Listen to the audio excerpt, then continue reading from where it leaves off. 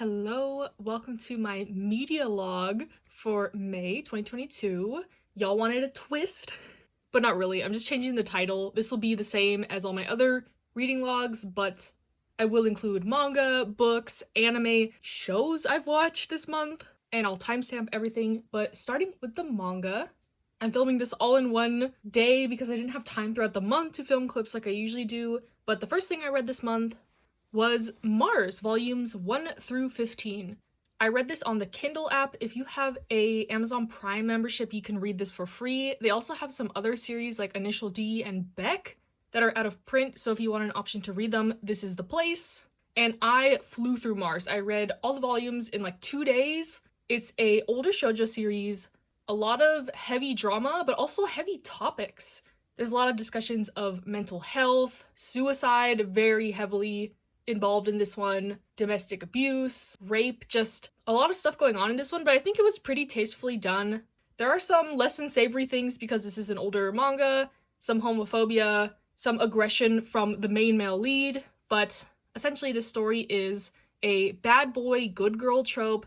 The girl is this quiet girl, she's an artist, she doesn't really talk to anyone due to something in her past, and he takes an interest into her and she asks him to be her model for her art. And he agrees and their relationship stems from there. This one is a whirlwind, but I really did like it.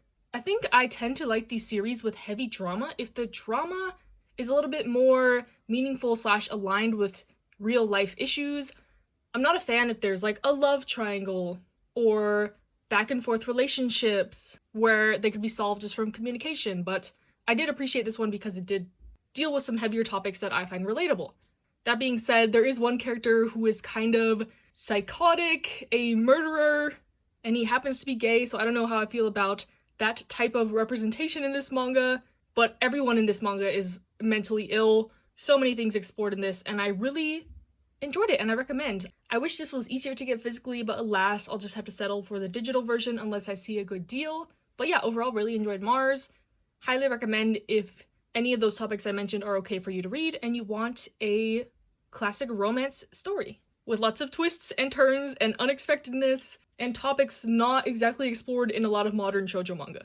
Next, on a lighter note, I read volumes 1 through 6 of Nozaki-kun, and I love this manga. I love the anime, and I didn't think it could get much better, but the manga is even better. The story is about this kid named Nozaki. He's a shoujo mangaka, and he kind of takes inspiration from his daily life and his friend group. They're all kind of ridiculous, shenanigans, comedy, gag manga, very episodic, so I've been reading like a couple chapters after work every day, and I've been having a really fun time with it. Always puts me in a good mood. It goes past where the anime is, so if you're a fan, I definitely recommend to pick this up. Love the characters, love the story, and sometimes in these more episodic slice of life series that are supposed to have romance, I want the romance to develop faster, but with this one, I don't really have these issues because I love the characters. I could care less whether they get together really, but if they did, it'd be an added bonus. So yeah, highly recommend this if you want a comedy, slice of life, gag, tiny bit of romance manga with great characters. And I'm glad I finally got to read this. It took me forever to collect the volumes, but like I said, just reading a couple chapters here and there really puts me in a good mood. Next, I read volume 1 of A Bride's Story. I checked this out from the library off recommendation from HVL Manga, and I know a lot of people on MangaTube have been getting into this author's works, like Emma, but I like the first volume. It's about this woman who gets married off to this boy in another tribe. So yes, there is a large age gap between the characters, they're married, but since this is a historical manga, I'm more okay with it than I usually would be. Nothing weird has happened so far, but this is a really interesting manga so far. I like the historical aspects and the art is just stunning. I wish I had pages to show, but I always return my books right after I read them from the library so other people could have a chance to read them. But I'm not sure if I'm gonna buy the volumes. My library didn't have any more volumes, which kind of sucks. Maybe I can borrow them from someone because they are quite expensive. They're hardcover yen press volumes, but I'll update if I ever end up reading more of it. I am interested in it, but it's kind of a big commitment if you know how I'm feeling. Next, I read A Sign of Affection, volumes 2 and 3. I really liked volume 1, volume 2 was okay, and then volume 3 was also really good. So I feel like the plot is pretty established. They're established as a couple. It's really cute. It's a college setting where the girl is deaf and the guy is kind of a world traveler that wants to learn sign language. They have a healthy dynamic, a good dynamic. I think in my monthly haul, I referred to this as mature, and I meant in the sense that their relationship is kind of more drama-free and adult, not in the sense that there's explicit content, but I really like it. I have volume 4, can't wait to read it. They used to have this on Crunchyroll manga, but I checked the other day and it looks like they're only updating with like the newest chapter, so that's why I continued to buy the physical volumes of these, but I don't mind because I do like this series. Next, I started Monster, so I've read this Omnibus 1 and then half of Omnibus 2, so 3 volumes. I finally have all of these, so I was ready to binge and start this, and I really enjoyed it. From what I've read so far, it's about this doctor and a patient that he performs life-saving surgery on turns out to be a serial killer, so lots of moral dilemmas, ethical dilemmas, the medical industry, detective mystery. I really like this, and I think I'm going to continue to like it. This is a lot of people's favorite Urasawa work, and I've only read 20th Century Boys other than this and like 1 volume of Asadora, so like I said, I'm excited to continue this, and I also have Pluto and more volumes of Asadora after this, but I've really been itching to read this. It was kind of a chore to get all the volumes, but now that I have them, I will update once I continue. I'm assuming I'm gonna finish this in May, because I really am liking this, and with mystery series, I feel like you kind of have to read them more in succession so you don't forget stuff. At least for me, that's how it is. Then I read volume 1 of Kaiju number 8. I really like this first volume. It's a Shonen Jump title. I know it's super popular in Japan. It's about this guy. He's like 30. He works for the Kaiju cleanup department because in this world there are Kaiju in Japan and there's this Kaiju defense force that is getting rid of them, and he's on the crew that has to clean up the carcasses and stuff. But he's always dreamed of being on the defense force. His childhood friend is like the star of the defense force, so in this first volume he's deciding to take the test because it's his last year that he can do so to get into the defense force, and I really liked it. I know some people might say this is overhyped, it's nothing special, but in my opinion, it's fun, it's good, that's all I really look for in manga. It kept me engaged, I like the characters, I like the art, I like the story so far, so I'm definitely going to be continuing with this one. I've kind of had all positive stuff to say so far, but there's one series I checked out from the library that might not be so positive, so I read volumes 1 through 5 of Honey So Sweet. This is a shoujo manga, and this one just has a lot of ups and downs. So the premise is, it's a high school shoujo series.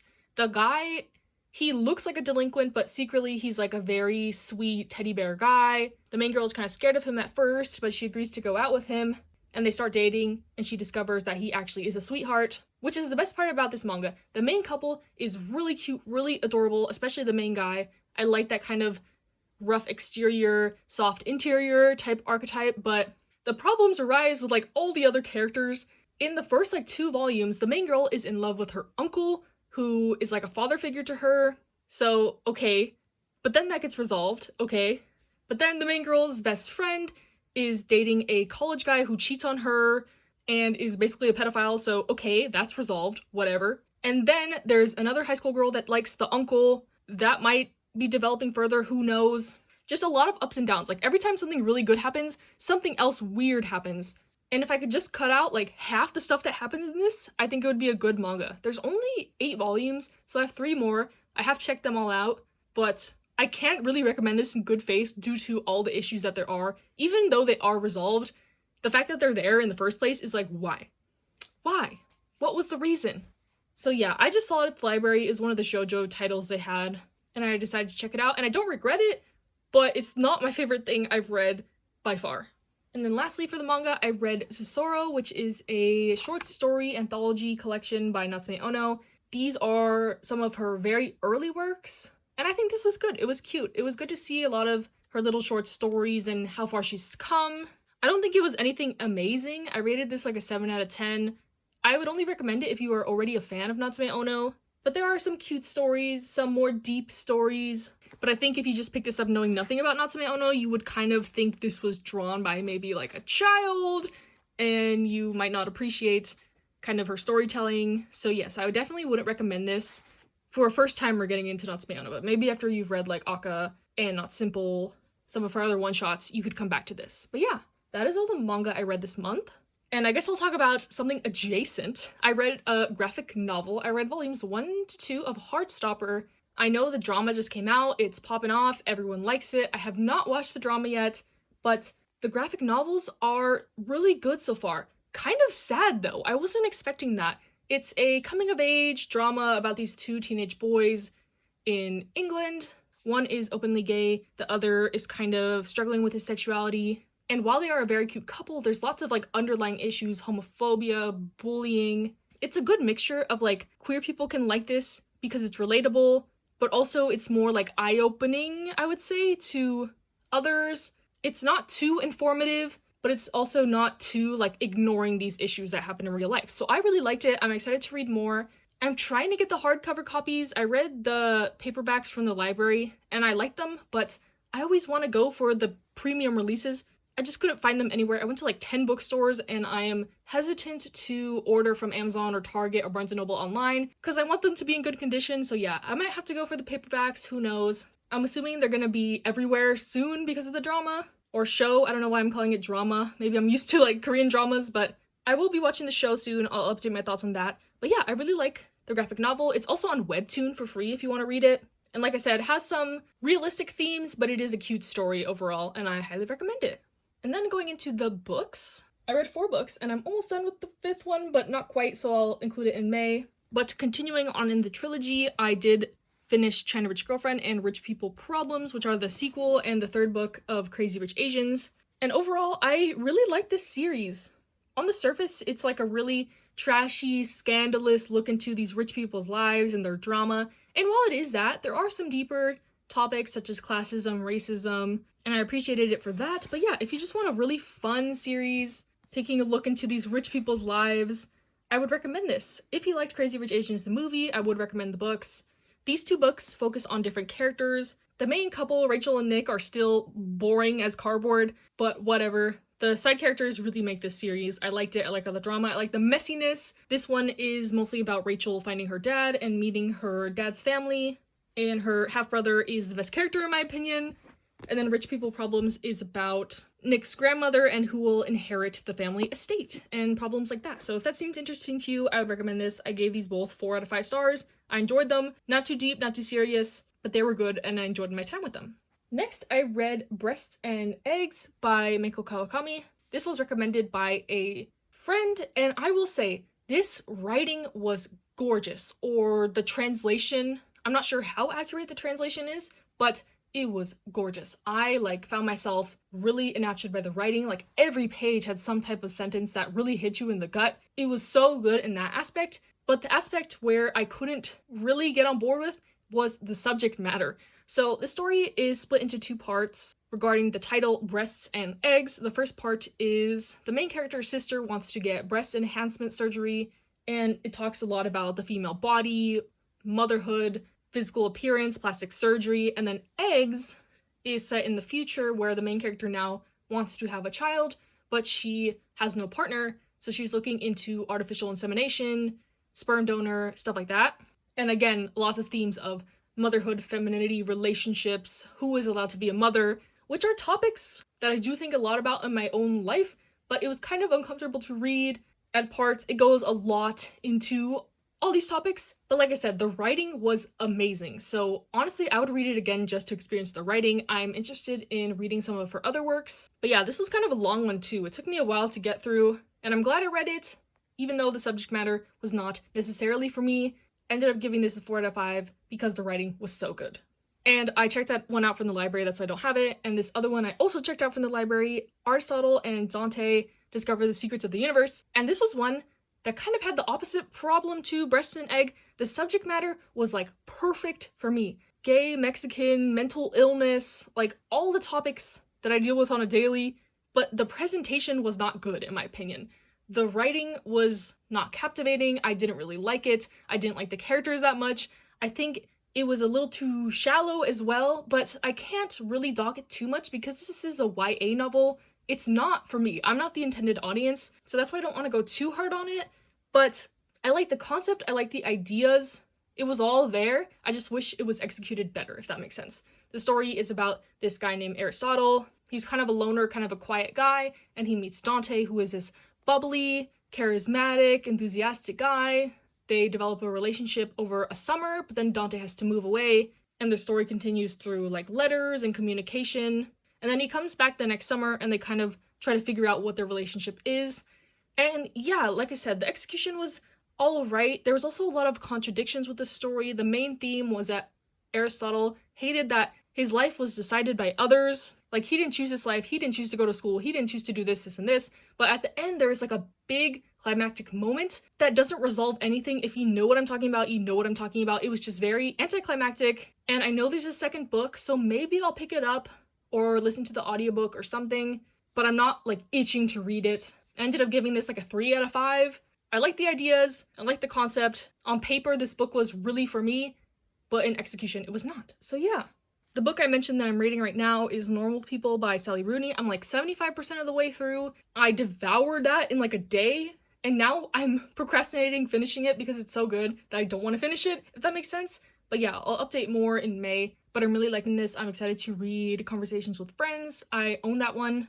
Let me know if y'all want a book haul, because I kind of went crazy a little bit with the book buying lately. But yeah, I really like Normal People. I will update my thoughts once I finish it. And yeah, that is all the books I read in April, and now let's talk about the anime. So, of course, everyone knows Spy Family came out. I'm loving it. I've watched the first 2 episodes so far. It's a pretty faithful adaptation to the manga so far, about a spy, an assassin, and a telepath all living together, fake family for a mission, slice of life, action, comedy, love it. Something for everyone in this one. I highly recommend it. And then I also started Shikimori is Not Just a Cutie, also watched 2 episodes of that. And I would say I like it so far, but I feel like it could get repetitive. The gimmick is kind of that there's this couple, the girl is like the most popular pretty girl in school, and the guy is just like this normal guy, quote unquote, but he's very clumsy, very unlucky, and his girlfriend kind of activates this like cool mode, and she always saves him, always gets him out of trouble. But he's the only one that really sees that side of her. So it's a cute dynamic, could get repetitive, I think. So far, so good. I'll keep watching it, but it doesn't entice me enough to get the manga, if that makes sense. I know it has good reviews, but I'm not sure how similar it is. And given the number of volumes, how far the character development has happened, or if any at all. So yeah, it's like on the borderline of like slice and life and a romance series. So it gets kind of tricky in there. I feel like sometimes you have to kind of decide what you want to be more, if that makes sense. Like, go full on slice of life, episodic, just funny moments, or ham up the romance / progression and go more on that side, in my opinion. So yeah, it's alright. I'm gonna keep watching it. And since I promised to talk about some shows I watched, I did watch The Ultimatum on Netflix. And listen, I like these trashy dating shows, but The Ultimatum was so bad and so boring. I want the spicy, I want the drama. I really like Love is Blind for that reason. Like, it's bad TV, but it's funny, it's entertaining. So I would say, yeah, don't bother with The Ultimatum. It's dumb. The concept is dumb. The people they chose were boring and the relationships were weird. From what we see on TV, of course, this is highly curated. Their personalities are highly edited. If you want to see more of like a serious dating show, I would recommend Love is Blind Japan. Japan is just very wholesome and they're like more serious with their intentions, I feel like. Love is Blind US is just like trashy television. I like both series though. And then the other show I watched, of course, Drag Race. Season 14 ended this month. After what feels like a year. I don't know if I've ever said this on my YouTube channel, but I love Drag Race. I'm obsessed with Drag Race. So yeah, the deserved winner in my opinion, but I liked all the girls this season. Just felt like it took forever. The riggery with the chocolate bar and all that stuff.